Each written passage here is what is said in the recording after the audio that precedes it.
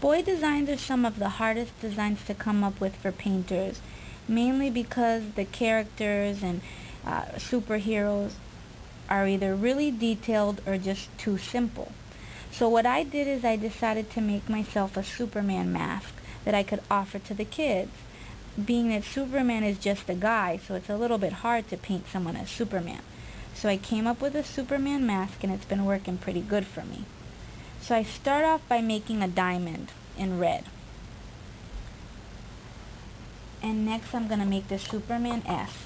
The Superman S can be a little bit challenging, so I suggest maybe practicing it on your arm beforehand. So I fill in this S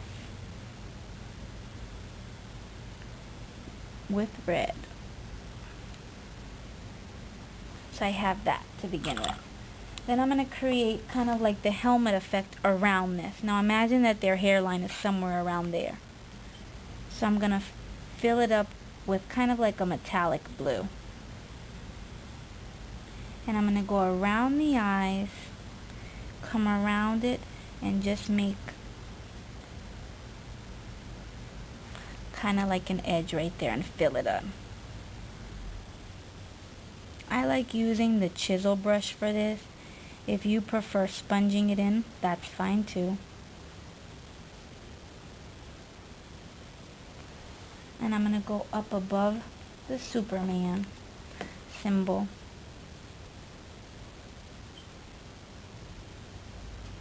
And then round it out again, kind of trace that outline. Bring it to a point at the bottom of this Superman diamond. Come up and around again. And kind of on the top of the cheekbone, bring it in.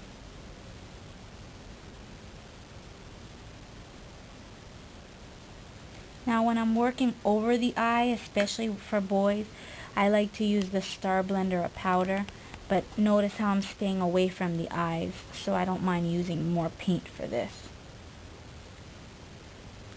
Okay, for the last step, I'm going to fill in this area with the yellow, and then I'm going to follow it with just a little bit of white outline to give it detail.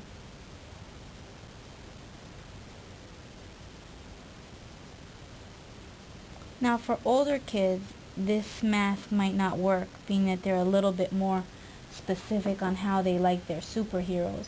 But for the younger kids who don't know much better, or who just want the Superman, this works great, because Superman is just a guy.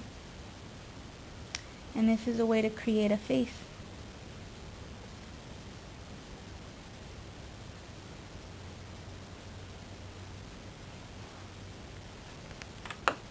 Now a lot of my fingerprints are on the top of this, so you'll probably want to cover those up if you paint with your pinky like me. So for the last step, I'm just going to add white outline to just kind of give it some detail and finish it up. So very lightly I'm going to come in here.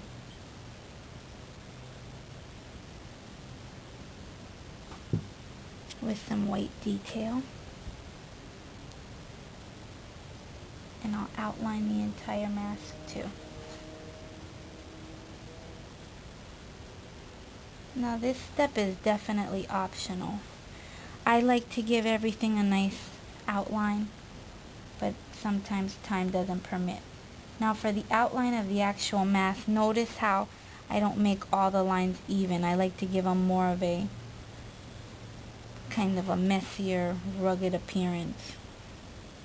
And that helps if the kid's wiggling around too.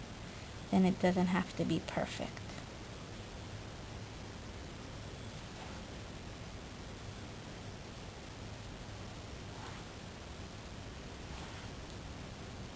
And voila, you have a Superman face mask.